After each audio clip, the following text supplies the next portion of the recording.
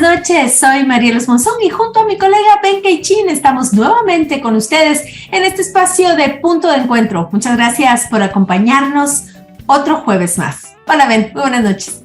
Muy buenas noches, Marielo. Siempre es un gusto compartir los micrófonos y comentar las notas y los temas destacados de la semana. Pero antes de iniciar, siempre un saludo a toda la audiencia que se conecta en todas nuestras plataformas y recordarles que ya estamos en Spotify. A aquellos que les gusta el podcast, aprovechar y escuchar los programas que ya están en la plataforma.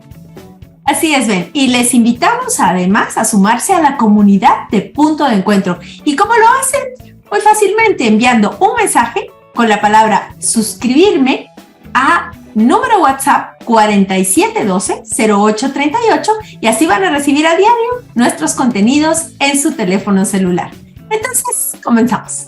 Y hoy es jueves 23 de marzo de 2023 y en el calendario sagrado maya lunar Ocholqui es el día Cat, que significa red, cautiverio o iguana. Es el nahual de las cárceles visibles e invisibles. Es el guardador. Representa la red donde se guarda el maíz y donde se atrapan los peces.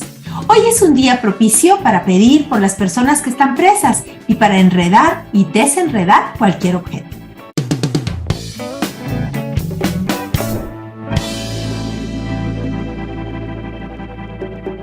Vamos ahora en Punto de Encuentro con el primer tema de nuestro programa. Hoy analizaremos la decisión del Tribunal Supremo Electoral de inscribir a Manuel Valdizón como candidato a diputado y luego de desinscribirlo. Recordemos que Valdizón fue condenado en los Estados Unidos por lavado de dinero y tiene 2 procesos abiertos en Guatemala. La inscripción de Valdizón generó toda clase de críticas y reacciones en contra de la autoridad electoral, que al verse en aprietos dio marcha atrás. Sin embargo, los cuestionamientos continuaron por la falta de claridad en los procedimientos y por la discrecionalidad en la aplicación de los mismos. Por eso Ferdi Montepeque nos lo explica en la siguiente nota. El proceso de inscripción de Manuel Valdizón tiene en apuros al Pleno del Tribunal Supremo Electoral. Por mayoría, los magistrados inscribieron a Valdizón como candidato a diputado, pero de inmediato se retractaron por medio de un mecanismo cuestionado. Tan cuestionado que el TSE ha tratado de justificarlo 2 veces. El pasado 11 de marzo, por decisión dividida, el TSE inscribió a Valdizón a pesar de su condena en Estados Unidos por lavado de dinero y de los 2 procesos penales abiertos en su contra en Guatemala. Uno por usar fondos del transurbano para sus campañas electorales en 2011 y 2015 y otro más por supuestamente recibir sobornos de la constructora Odebrecht. Los magistrados dieron marcha atrás a su propia resolución, lo cual aumenta la incertidumbre del actual proceso, dice Mariana Rosmoser, coordinadora del Frente Ciudadano contra la Corrupción. Si bien desde hace algún tiempo se venía manejando la teoría de un fraude electoral y la situación que esto es lo que el pueblo o lo que la ciudadanía en las calles, en las esferas más cotidianas de nuestro país se escuchaba, imagínese usted cómo no va a generar esto más vulnerabilidad, va a ahondar en esta crisis y duda, porque no se tiene una credibilidad profunda a la institución. Y es que las dudas radican en que los magistrados revocaron de oficio la candidatura de Valdizón, basados en un artículo creado para resolver casos no regulados por la ley electoral. Sin embargo, las revocatorias sí están normadas por dicha ley. Lo anterior podría tener consecuencias legales, sostiene Rosmoser.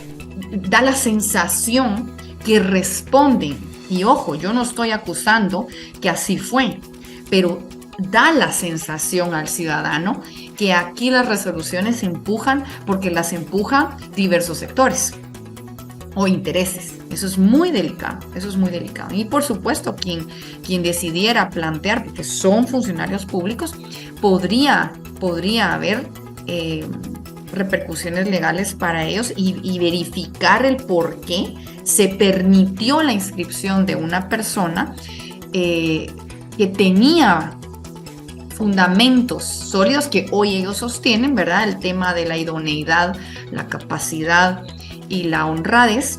La revocatoria de inscripción de Valdizón tan solo es la crisis más reciente por la que atraviesa el TSE, criticado por sus decisiones sobre la inscripción de candidatos cuestionados, pero también por el veto a otros aspirantes considerados enemigos por el oficialismo y sus aliados. Y como lo adelantaba el periodista Ferdi Montepeque en la nota que acabamos de compartir, las y los magistrados del Tribunal Supremo Electoral se han visto obligados a tratar de aclarar en 2 oportunidades el mecanismo legal que utilizaron para anular la inscripción de Manuel Valdizón, a quien anteriormente habían inscrito como candidato a diputado. El Pleno del TSE argumentó que la revocatoria contra la inscripción de Valdizón la realizó de oficio, basándose en un artículo de la Ley Electoral y de Partidos Políticos. Ese apartado está diseñado para cuestiones que no están normadas por la ley electoral. Sin embargo, el proceso para revocar inscripciones sí está normado por esa ley y en otros artículos. Además, el TSE es cuestionado por haber faltado a la verdad sobre el proceso de inscripción de Manuel Valdizón. Recordemos que los magistrados aseguraron que no tuvieron acceso al expediente del MP sobre las investigaciones de la que es objeto este político, afirmación que días después fue desmentida por el registrador de ciudadanos del TSE, quien declaró a la prensa que toda la información estaba adentro del expediente de inscripción al que el Pleno tuvo acceso desde inicios de marzo. Pero este no es un caso aislado.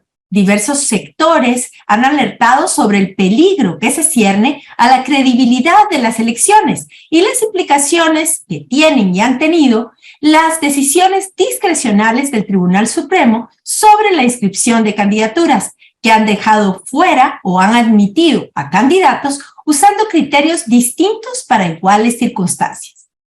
Precisamente para abordar este tema, nos acompaña esta noche en Punto de Encuentro Álvaro Pop, analista político y fundador del organismo indígena NALEP, y Alfredo Ortega, abogado especialista en Derecho Constitucional.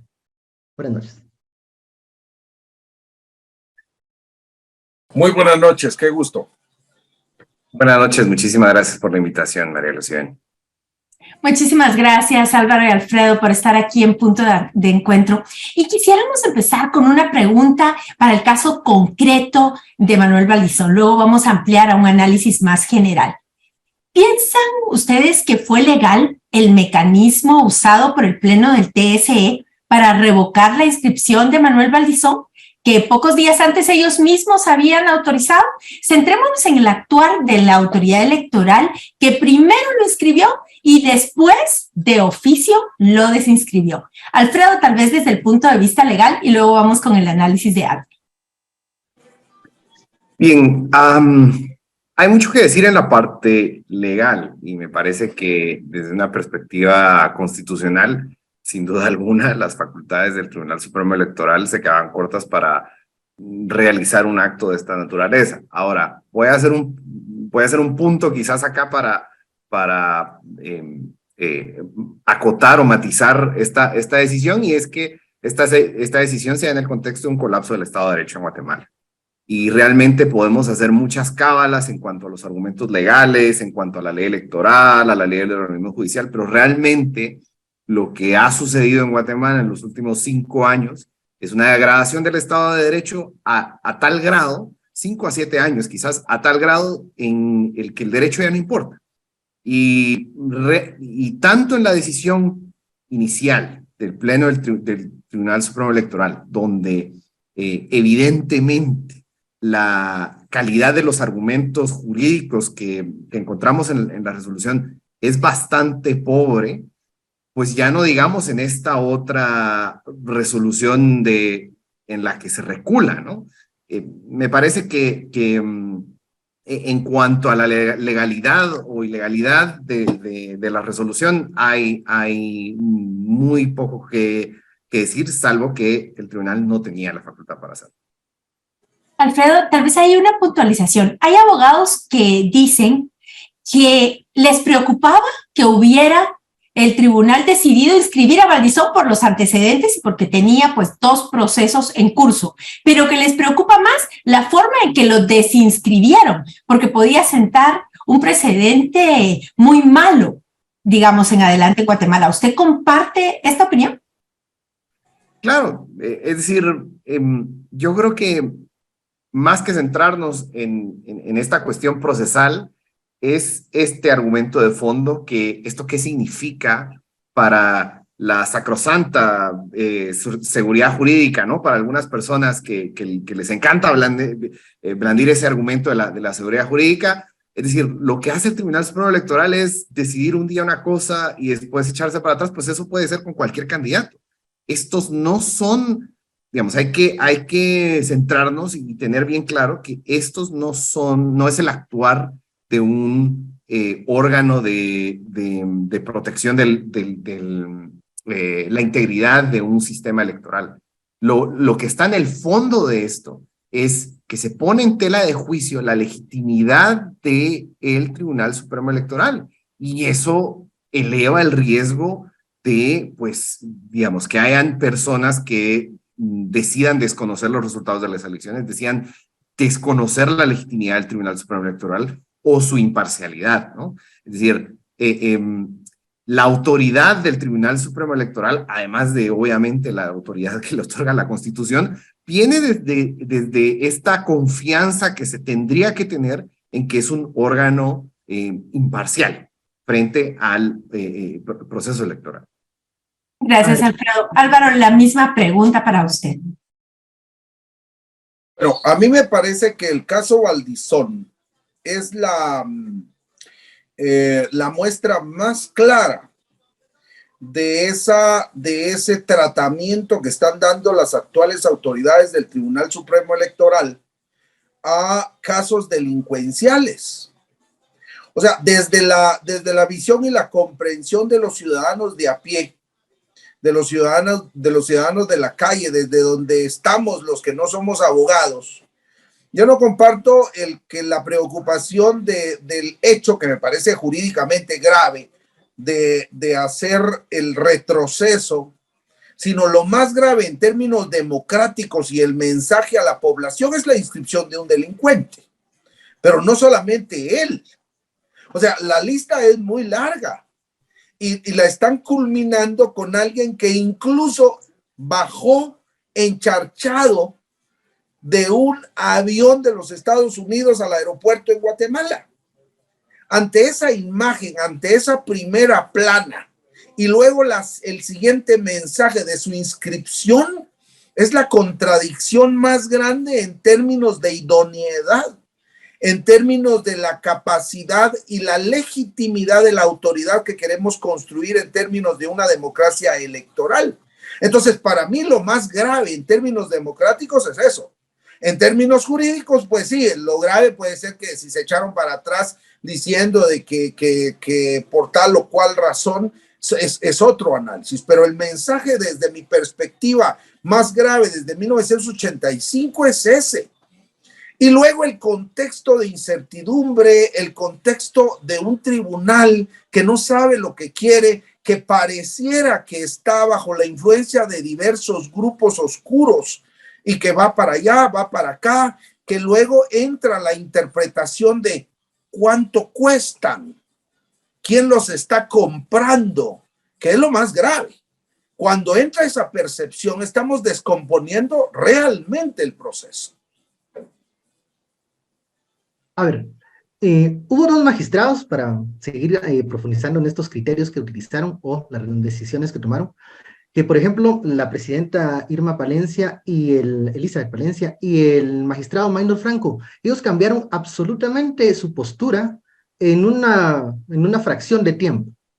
Pero esto no se detiene solo en el tema de Valdizón, también hay criterios diferenciados en los argumentos para inscribir o no a los candidatos. Esto que estamos ya a pocas horas de que se cierre de este plazo, ¿qué va a pasar con esas candidaturas? ¿Qué va a pasar con esos criterios que no coinciden, que son erráticos? ¿Y qué certeza le da eso al evento electoral de junio? Y si resulta evidente que hay un criterio diferenciado, dependiendo de la pertenencia del partido, de dónde viene la persona, pues esto también menoscaba la confianza en el sistema electoral como tal. Y aquí, pues, un poco rescato lo que decía Álvaro en cuanto a que me parece, y aquí esta es mi percepción personal, que desde la transición a la democracia no habíamos encontrado un cuestionamiento tan grave o un cuestionamiento tan severo a la legitimidad del Tribunal Supremo Electoral para conducir las elecciones con imparcialidad. Justamente, y ahí vemos un tema un poco complicado. A pocos días de que se cierre la etapa de inscripción de candidaturas y viene pues ya la etapa de pura campaña electoral, fueron emitidas candidaturas como la de Suri Ríos y la del binomio de la UNE, pese a que varios análisis y juristas han hablado de que hay prohibición constitucional para la propia Suri por ser hija de un militar golpista y para el compañero de fórmula de Sandra Torres por ser pastor de una iglesia. Y aunque hay personas que también han dicho en este mismo espacio de punto de encuentro que no debería haber esas prohibiciones que van en contra, digamos, de derechos de elegir y ser electo, pero que están en la ley y que si están en la ley hay que respetarlas. Por el otro lado, vemos que quedaron fuera el binomio del MLP y el binomio de Podemos. Y ahora parece que se va a correr la misma suerte con Edmond Mulet con esta solicitud del Ministerio Público de pedir que le quiten el derecho a antejuicio por supuestamente haber obstruido la justicia. Incluso el fiscal Curuchiche dijo que podría haber campaña anticipada en el caso de Mulet. Quisiera preguntarle a Álvaro, ¿qué valoración hace respecto de estas actuaciones del TSE y de esta primera etapa de la elección? Misma situación, diferente criterio. Algunos son inscritos, otros no son inscritos. Se avanza y se retrocede. Y ya lo venía diciendo Álvaro al principio de su primera respuesta, pero frente a qué estamos, ¿cuál podría ser el gran balance de esta primera etapa de la elección? Sí, mira, yo quiero regresar a lo que Ben preguntaba sobre qué va a pasar. Me parece que esa es una pregunta interesantísima. Entonces vamos a intentar sacar la bola de cristal y le vamos a sacar un poco de brillo. Y yo creo que ese es el problema uno, es decir, la incertidumbre. Es que no sabemos qué va a pasar. Desde la preocupación de que no tengamos papeletas a tiempo hasta que las cortes se metan y empiecen a atrasar y tomar decisiones arbitrarias.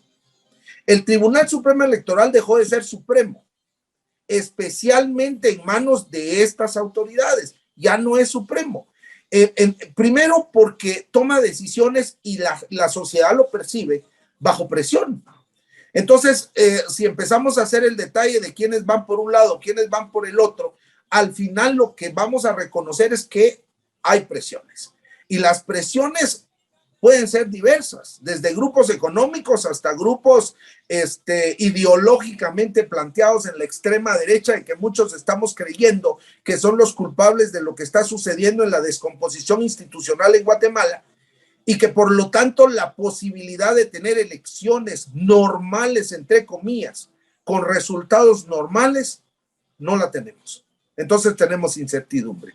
Por eso insistimos en la enorme preocupación de la incertidumbre. 1. 2. En realidad estamos hablando de prohibiciones constitucionales que deberían de respetar. Desde mi perspectiva, los magistrados que violaron la Constitución se tienen que ir a la cárcel. Es que no le tenemos que dar mucha vuelta, hay demasiado análisis y estamos mal acostumbrando a la sociedad, nos estamos mal acostumbrando a encontrar la perversidad de retorcer la ley. Es que la ley decidió que los ministros de culto no pueden ser candidatos. Es simple. Y la Constitución, la ley, la norma, decidió que Suri no va, si tiene nombre y apellido, que es violatorio a derechos humanos, a la participación, correcto. Entonces reformemos la Constitución. Pero no hagamos huizachadas. Estamos convirtiendo la democracia en una huizachada. Y eso es verdaderamente grave. Y lo peor es que los ciudadanos, los profesionales liberales, las élites ilustradas de este país y las no ilustradas, no están haciendo absolutamente nada y están jugando a la indiferencia en un resbaladero de la historia que está terminando de descomponer este sistema político electoral. Así que para mí es una preocupación el futuro, es una preocupación la capacidad y la legitimidad del actual Tribunal Electoral, y que luego en el marco de esas presiones pareciera que por intereses totalmente arbitrarios están sacando de la jugada a otros candidatos. El resultado final es que pareciera que están construyendo un fraude preelectoral. Y eso hay que decirlo con todas sus letras. Y por lo tanto genera otra incertidumbre, la posible ingobernabilidad que pueda darse en los próximos meses. Gracias, Álvaro. Y quizá solo antes de darle la palabra a Alfredo, puntualicemos eso del fraude preelectoral. ¿Eso cómo se entiende? Bueno, yo lo entiendo como la perversa manipulación de los candidatos. Usar la ley para poder permitir y orientar un proceso de participación en donde de manera inevitable en el ejercicio electoral se tenga que escoger por A y B y no por A, B, C y D. Y eso más el manejo de las encuestas nos está llevando a tener una serie de candidaturas preestablecidas. Y es Vox Populi que hay candidatos que son más afines a ciertas élites y pareciera que por ahí va este proceso. Y eso es verdaderamente lamentable, porque yo creo que el tener 30 partidos políticos o 31 partidos políticos, que deberían de ser 31 o 30 binomios electorales, tiene cosas positivas como cosas negativas. Positivas en términos de una mayor participación, negativas porque el ejercicio de ciudadanía no está metido dentro de estos procesos, sino más bien es la capacidad económica de construir partidos y tener artefactos de participación electoral en el juego de poder, en eso que los estudiosos llaman la suma cero, que te permite tomar decisiones en tu propio beneficio a la hora de accesar al ejercicio de la autoridad. Gracias, Álvaro. Alfredo, y centrémonos en esta última petición de no inscribir a Mulet, que podría derivar de si se acepta el retiro de antejuicio. Le llama Democratic Backsliding al proceso en el que las mismas instituciones llamadas a defender la democracia son utilizadas para minarla y destruirla. Y el resultado final es lo que Levitsky y Wei llaman autoritarismo competitivo, que es un régimen de facto autoritario, pero que aún deja algunos espacios de competencia electoral para mantener la apariencia de una democracia. Es decir, ellos lo resumen en elecciones sin democracia. Y ese puede ser el resultado final de este amaño en el proceso preelectoral, de decidir quién participa y quién no con argumentos con apariencia de legalidad, ¿no? Lo que vamos a tener van a ser elecciones sin democracia, ¿no? Yo, obviamente, pues, digamos, por sesgos personales, disputo un poco la calificación de lo que sucede como fraude, pero al margen de ello, algo está mal con el proceso electoral y hay varios sectores de la sociedad que lo perciben y por eso es que ha resonado tanto esta percepción de que hay fraude, ¿no? En lo particular, en lo personal, me parece que si continuamos en este camino de permitir que las instituciones del sistema de justicia se utilicen para que determinados sectores y grupos vinculados al crimen organizado logren sus fines, pues será el colapso de la democracia. Dejaremos de ser una democracia y de hecho ya el Instituto Bidem de la Universidad de Notre Dame, pues ya dejó de clasificar a Guatemala como una democracia, ya la tiene clasificada como un régimen híbrido, y como decía, y aquí lo que decía Álvaro, ¿no? Es decir, el resultado final es que no hayan espacios en los que la ciudadanía pueda disputar el poder, y eso pues conducirá a problemas mucho más graves para este país.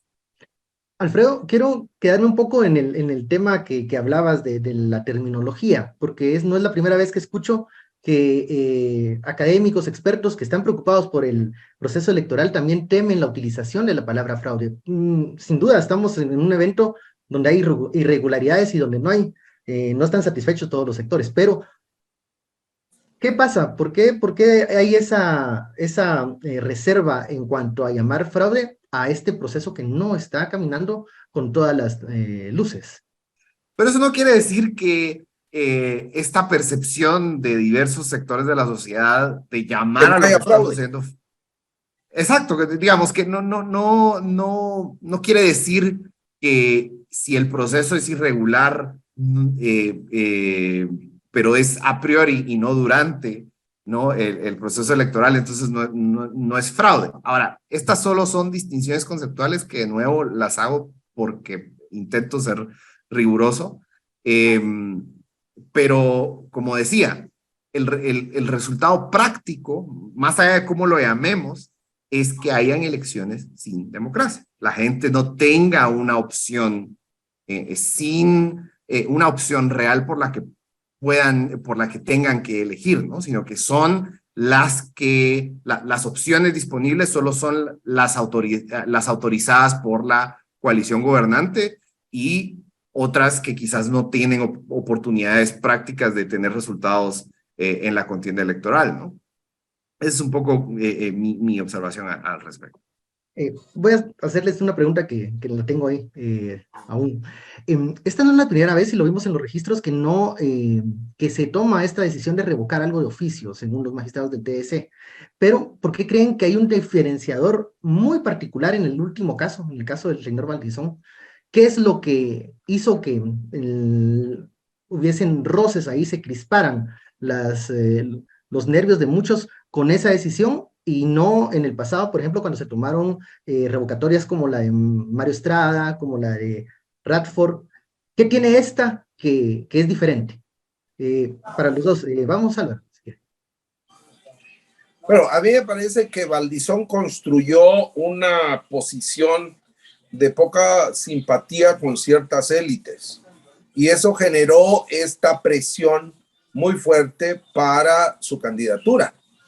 Segundo, a mí me parece absolutamente obvio, como decía, la imagen y todo lo que sabemos del juicio en Estados Unidos, lo poco que sabemos del juicio en Estados Unidos, demostró mucho, nos dijo mucho y en consecuencia, pues era muy obvio. Yo creo que el retroceso que hace el tribunal hay que preguntarles por qué lo hicieron, porque de veras se sospecha desde fuera que hay una serie de influencias que se jugaron. La razón exacta, pues solo ellos la saben. Y luego hay otros casos que se están dando, todos son obvios, todos. Y por eso insisto en que efectivamente hay un fraude preelectoral, porque hay una manipulación de los factores y de los actores. Y una violación con obvias muestras de violación constitucional y legal. O sea, yo creo que hay algunos que tienen la preocupación de no mencionar la palabra fraude porque creen que va a levantar pasiones populares, pero que el tema es que es así de absolutamente cierto. Todos estos años, desde los 80, que hemos estado viendo la evolución de la democracia, hemos aprendido algunas cosas y lo estamos tirando todo a la basura en esta elección.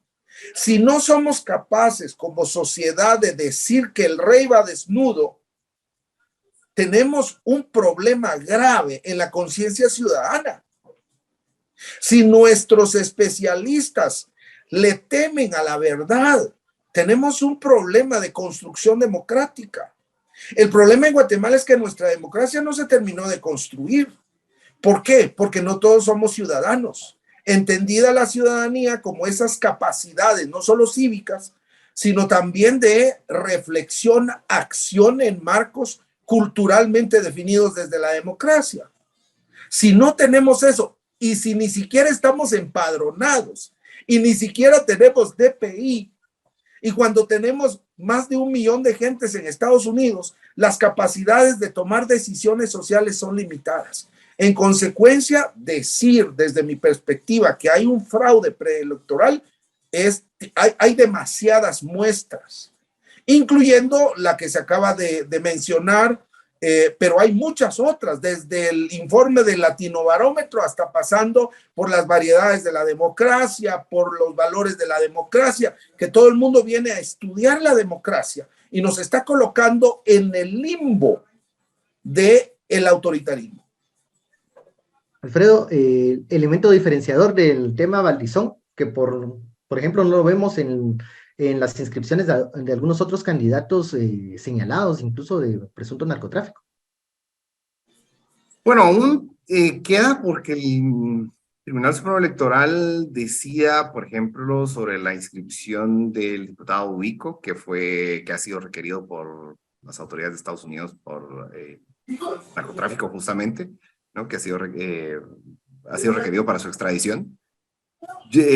Ojalá el Tribunal Supremo Electoral sea consistente. Ahora, sí es cierto que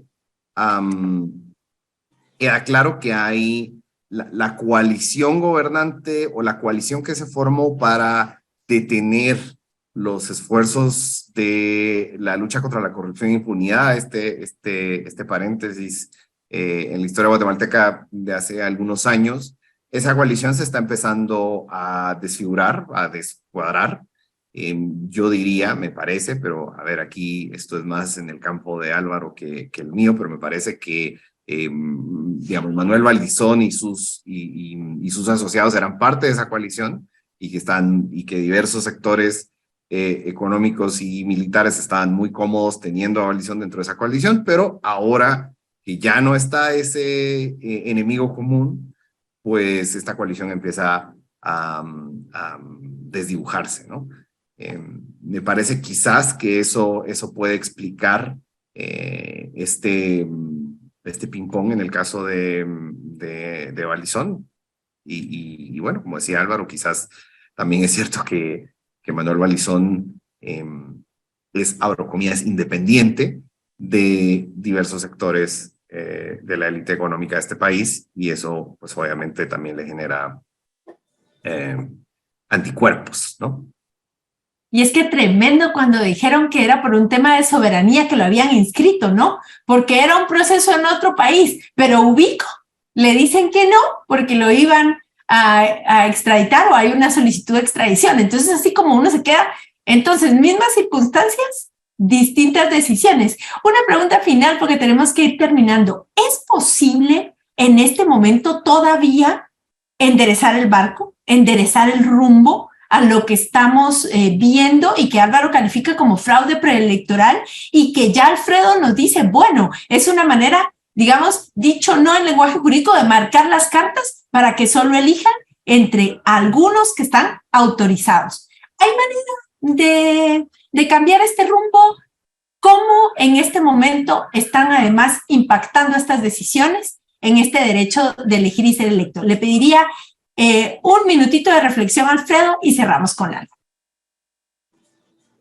Bien, me parece que reiteraría el punto de que Guatemala está en la degradación institucional más severa desde la transición a la democracia, y tienen que haber cambios sustantivos, no solo en la integración de Corte Suprema, por ejemplo, y Corte de Apelaciones, sino la Constitución. Este proceso electoral no veo cómo se puede enderezar dadas las circunstancias que estamos viendo. Gracias, Alfredo. Álvaro, cerramos con usted.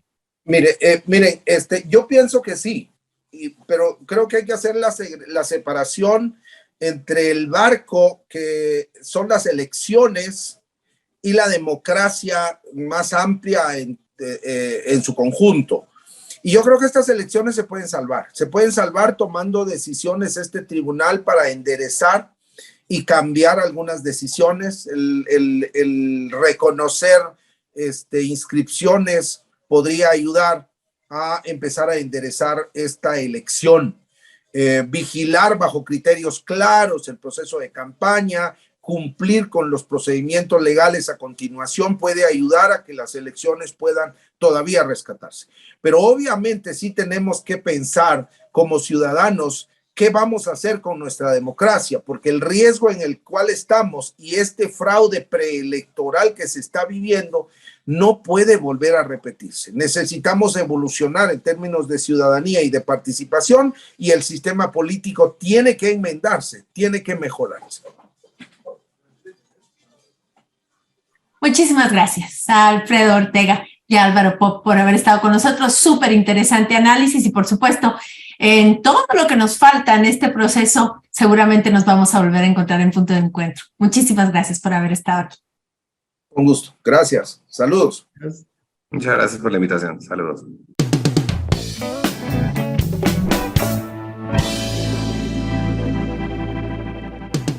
Es momento de conocer la historia de otra poderosa mujer que se ha caracterizado por defender los derechos de los pueblos y las mujeres indígenas.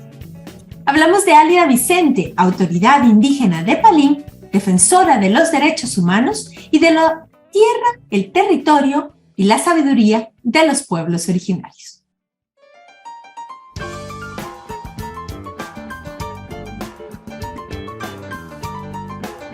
¿Quién es Álida Vicente? Álida es una mujer indígena, originaria de Palín Escuintla, una mujer de lucha, una mujer también defensora de la madre tierra, defensora de los ríos, defensora de los bosques, defensora de los cerros sagrados. Es alguien que viene desde un origen muy humilde, de mucha limitación económica, pero que también eso ha generado como un compromiso muy fuerte por las apuestas, especialmente a favor de las mujeres y de los pueblos. Ella es Álida. ¿Cuál ha sido la mayor dificultad que ha enfrentado y cómo la superó? Creo que uno de los principales obstáculos en mi caso, y que tiene que ver mucho con la realidad de países como Guatemala, es el tema de la discriminación y el racismo, especialmente porque en este país excluyente, racista, patriarcal, las mujeres indígenas muchas veces, y no solo las mujeres indígenas, sino que los sectores históricamente excluidos tienen muy pocas oportunidades. Y a partir de ello, pues tal vez mi experiencia de vida pues también es como el común denominador de la mayoría de la población. Que 2 millones de guatemaltecos tengan que salir huyendo de este país es porque en este país la situación de exclusión, de desigualdad y de falta de oportunidades es muy grande. ¿Cuál es el mayor aporte que ha hecho a Guatemala? Levantar la voz de las mujeres indígenas, recientemente como autoridades, ¿verdad? Porque muchas veces somos invisibles, y poder posicionar la voz colectiva de las mujeres y poder estar en espacios que regularmente no son para las mujeres, creo que es un aporte sustantivo. Venir y decir que en Guatemala todas y todos podemos aportar, incluso las abuelas con su gran sabiduría se consideraría que no tienen nada que aportar, y hacer visible de que sí hay aportes significativos de las mujeres que han sido invisibles, que están en las comunidades y que están en los territorios y que día a día aportan al desarrollo de este país. Creo que ha sido un lindo aporte que he podido dar a mi país. Venir y decir, como mujeres tenemos voz, como mujeres valemos, como mujeres autoridades, tenemos poder y tenemos autoridad.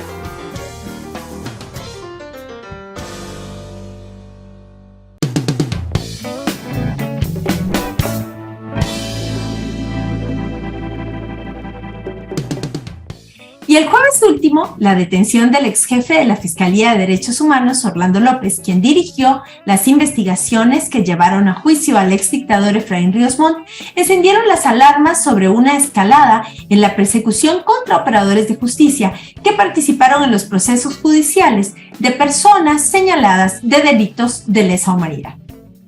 Y es que el rol del exfiscal López fue fundamental en el desarrollo de las pesquisas que llevaron al banquillo de los acusados a Ríos Montt, tras evadir la justicia por décadas.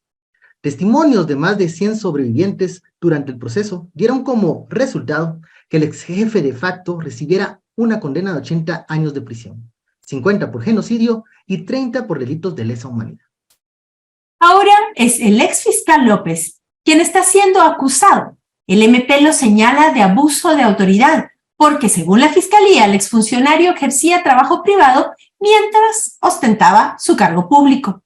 Su detención no es un hecho aislado. En 2022, el MP, bajo la dirección de Consuelo Porras, destituyó a la fiscal Hilda Pineda, quien también dirigió la Fiscalía de Derechos Humanos e investigó casos de violencia y esclavitud sexual durante los años de la guerra.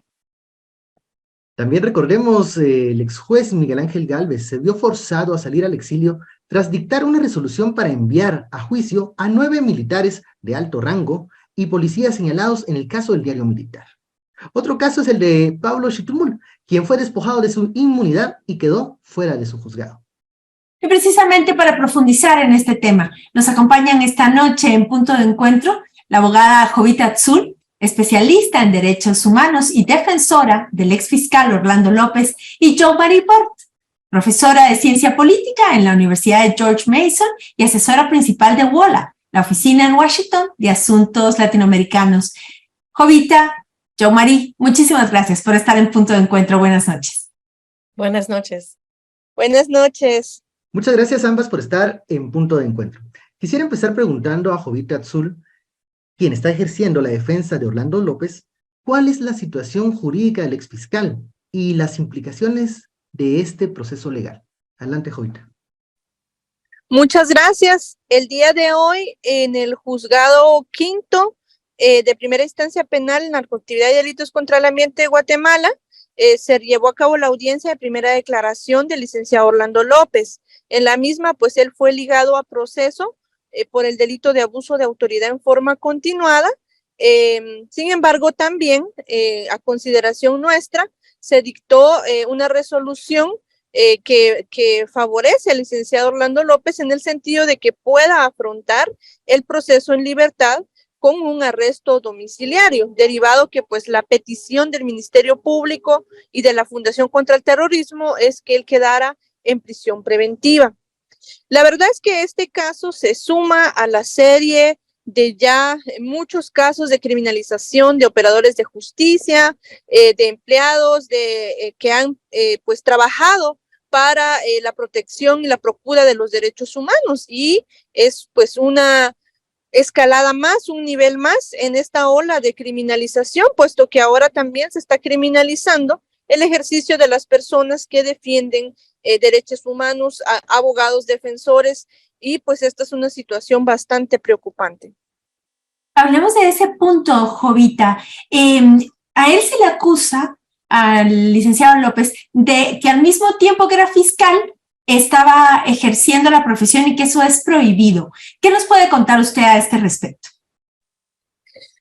Esa es la tesis acusatoria del Ministerio Público. Sin embargo, nosotros creemos que es un argumento totalmente tergiversado la que utiliza el Ministerio Público, dado que el licenciado Orlando López se encontraba suspendido, tenía una suspensión total de su relación de trabajo con el Ministerio Público durante el año, finales del año 2016, hasta diciembre del 2019, cuando él presenta su renuncia a la institución. Es decir, jamás ejerció de forma arbitraria su función de fiscal para favorecer a terceras personas, porque él no ejercía la función pública. Y esa es justamente pues la discusión que se tuvo en la audiencia el día de hoy, en determinar si él era o no era funcionario público, pero consideramos que la tesis que presenta el Ministerio Público es una tesis totalmente tergiversada, usada de forma maliciosa, lo mencionamos en la audiencia, en donde se busca limitar el actuar del abogado, de su ejercicio profesional, justamente arguyendo el Ministerio Público que se abusaba de una función pública, cuando no se puede abusar de un cargo, de una función que no se ejerce. Es una lógica simple. Si yo no ejerzo un cargo público, ¿cómo voy a abusar de él? En ese sentido, pues hemos planteado, ¿verdad?, nuestros argumentos para la defensa del licenciado López. Sin embargo, es lamentable, ¿verdad?, que se haga una interpretación de esa naturaleza por parte del ente acusador. Muchas gracias, licenciada Atzul. Y vamos a hablar ahora con Yomari. Yomari, cuando decíamos que la captura del exfiscal Orlando López no es un hecho aislado, nos referíamos, y ya lo decía Ben, a varios casos de jueces y de fiscales que están o en el exilio o afrontando procesos penales precisamente por haber conocido casos de graves violaciones a los derechos humanos. Y sufren no solo la persecución penal, sino también hostigamiento y acoso. Este contexto en el que se da la detención del licenciado López tiene varias lecturas. Quisiéramos conocer la tuya sobre esta situación de criminalización contra él y también contra otros operadores de justicia. Gracias, Marielos. Sí, efectivamente hay una escalada en los ataques e intentos de criminalizar los operadores de justicia que ven casos de graves violaciones a los derechos humanos. Tenemos, como ya mencionamos, los casos de los jueces Miguel Ángel Gálvez, quien fue obligado a salir del país en noviembre del año pasado. El caso del juez Pablo Chitumul, quien fue suspendido de su trabajo como juez. Tenemos el caso de Hilda Pineda, quien fue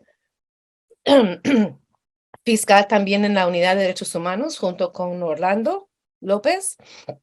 Y ahora el caso de Orlando. Orlando ya había sido destituido de su cargo y ahora esta nueva detención de él es otro ataque y otro intento de criminalizarlo. Yo creo que en el caso de Orlando en particular, pero antes de entrar al caso de Orlando en particular, creo que es importante decir que esas escaladas, esos ataques, sí, mi impresión es que corresponden a un patrón de atacar y eliminar la posibilidad de ejercer la investigación fiscal y la acusación fiscal contra personas acusadas de graves violaciones a los derechos humanos.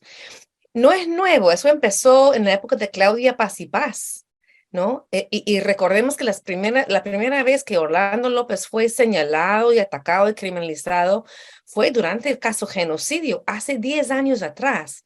O sea, Orlando López ha vivido con ese tipo de ataque y criminalización desde hace muchos años, pero el nivel del ataque, o sea, llevarlo a juicio por un caso como la licenciada Jovita nos acaba de explicar, completamente que no tiene ni pies ni cabeza, demuestra pues que hay otra cosa que está pasando aquí. Aquí no estamos hablando de hacer valer la ley, aquí estamos hablando de una campaña de revancha, de venganza en contra de lo que el fiscal Orlando López hizo en su tiempo como fiscal de derechos humanos. Y creo que ahí es importante señalar que el fiscal López, el ex fiscal López, no solamente acusó y llevó el caso contra Efraín Ríos Montt por genocidio, que terminó en una condena que sabemos luego fue vacada por la Corte de Constitucionalidad. También investigó el caso Creón Paz, la zona militar 21 en Cobán, en 2011-2012, con un orden judicial, el licenciado López empezó un proceso de exhumaciones en ese ex base militar que llevó el encuentro, el hallazgo de 565 cuerpos humanos o restos humanos, y que en el curso de las investigaciones llevadas a cabo por la Fundación de Antropología Forense de Guatemala, la FAFE, han llegado a identificar más de 160 de esos restos humanos como víctimas del conflicto armado interno. Si recordemos, en enero, el 6 de enero de 2016, se llegó a detener 14 exmilitares vinculados con acusados en este proceso, o sindicados en este proceso.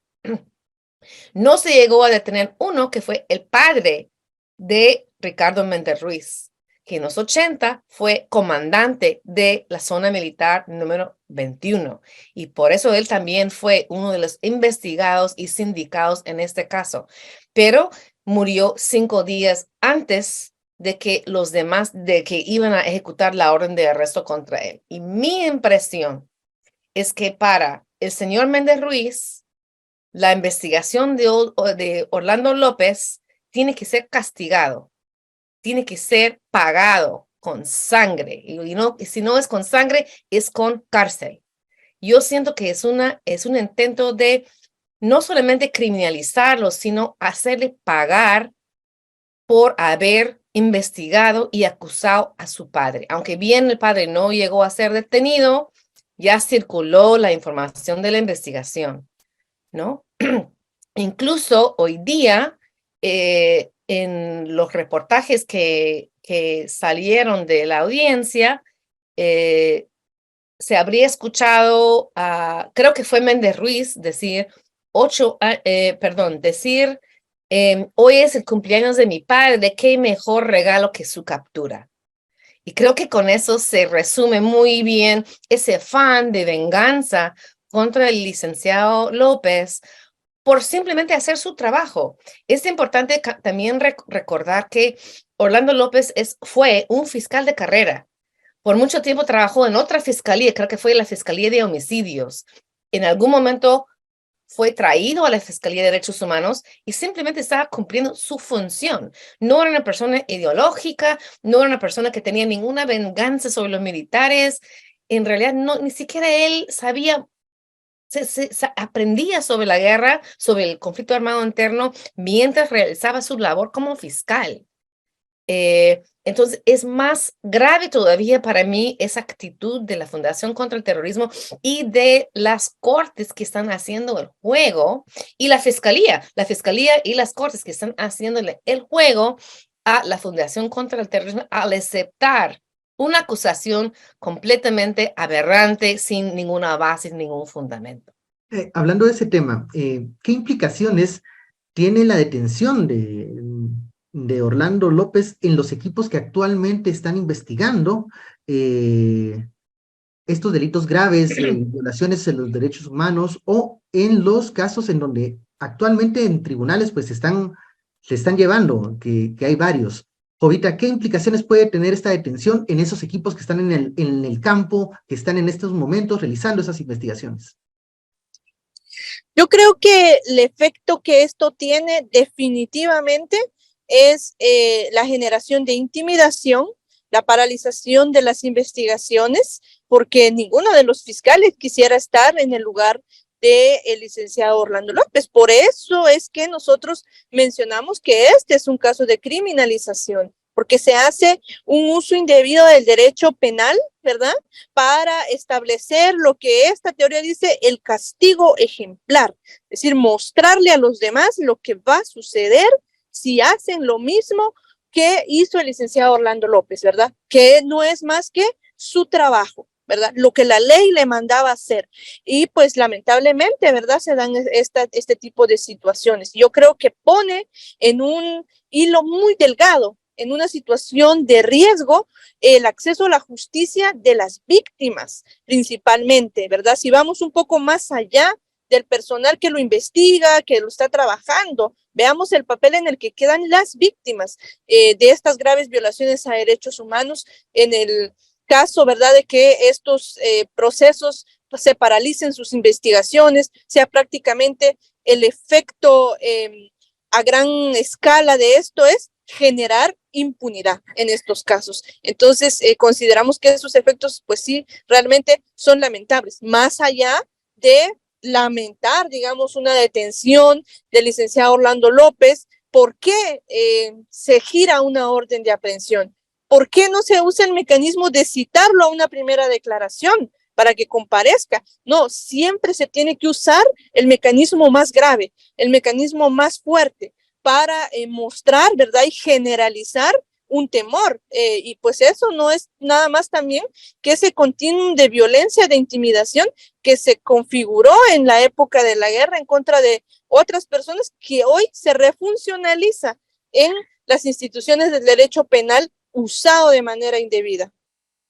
Yomari, en ese mismo tema, brevemente, consecuencias en los equipos que actualmente investigan, que están haciendo pesquisas, que están recolectando testimonios.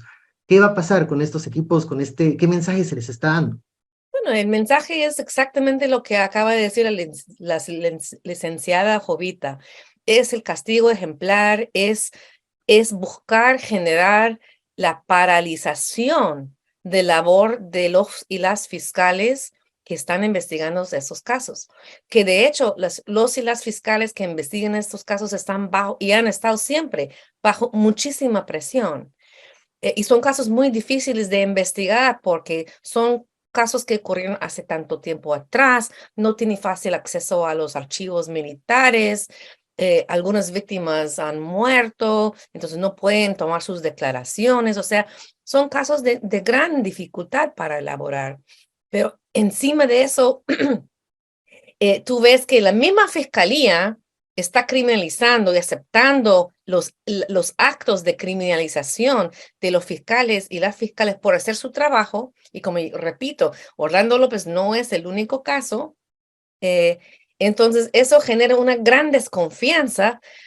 Los y las fiscales van a empezar a seguramente renunciar y buscar trabajos en otros lugares de la misma fiscalía o simplemente renunciar como fiscales, porque se hace imposible sostener su trabajo.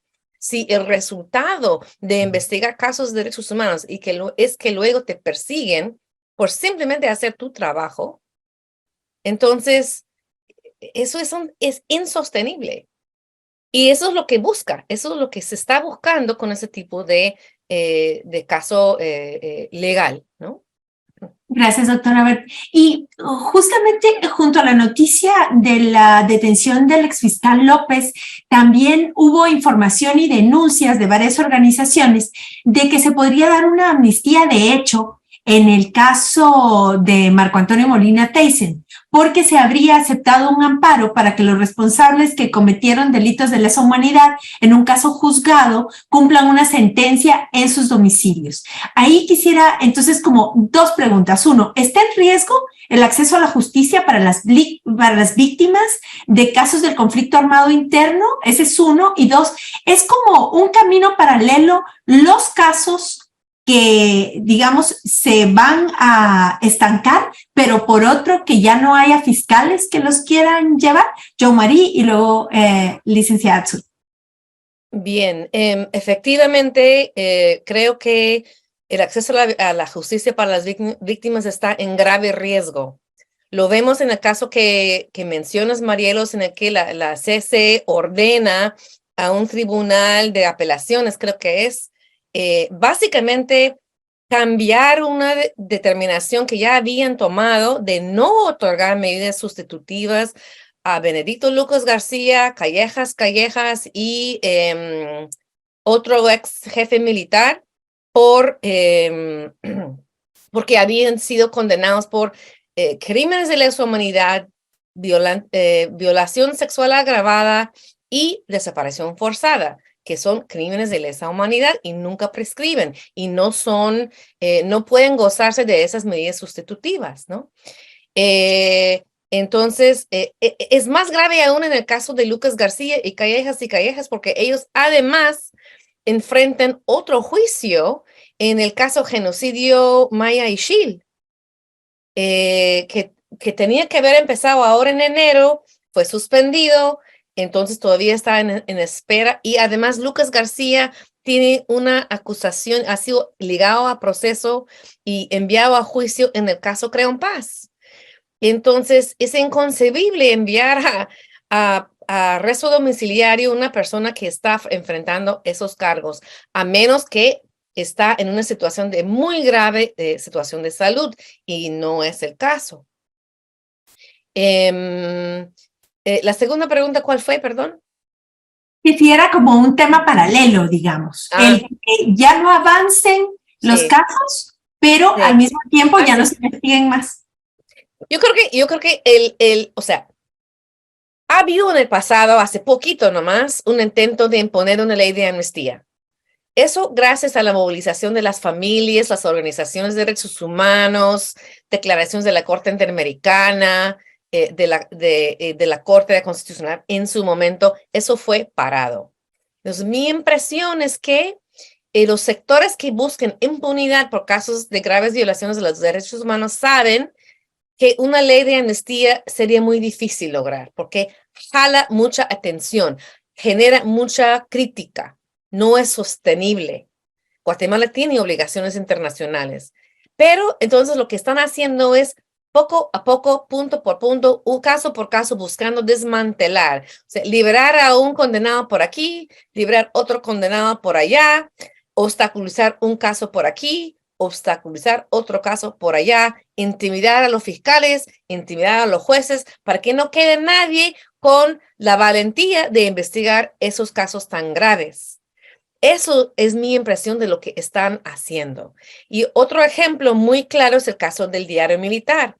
El año pasado, el juez Miguel Ángel Gálvez envió a juicio a los primeros 9 de varias personas acusados en este caso.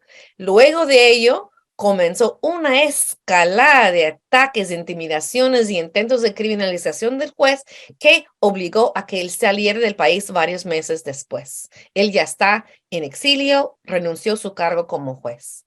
Y ahora lo que buscan los abogados de los militares acusados que han sido enviados a juicio o están esperando la segunda etapa del proceso es que han ido pidiendo sus medidas sustitutivas y ya varios, no todos, pero varios han sido enviados a sus casas.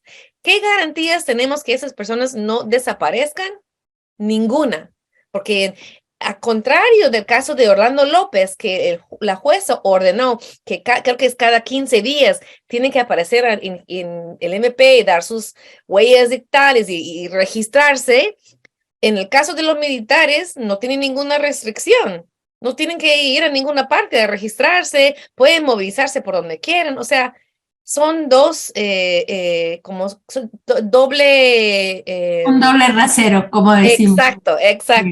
Entonces, es muy, muy grave toda esa situación, muy, muy grave. Y solo quiero decir, es más grave aún porque Guatemala por muchos años fue una luz para toda América Latina y para el mundo entero en justicia transicional, en llevar a cabo investigaciones serias, imparciales, en casos graves de violaciones de derechos humanos y lograr que los responsables sean condenados y las víctimas, las familias reparadas. Ahora ocurre todo el revés. Para las víctimas, de nuevo, Guatemala está terminando de nuevo en una situación de casi total impunidad. Es muy, muy grave. Gracias, doctora Bird. Licenciada Atzul, ¿usted comparte estos criterios de Jean-Marie al respecto del riesgo del acceso a la justicia para las víctimas?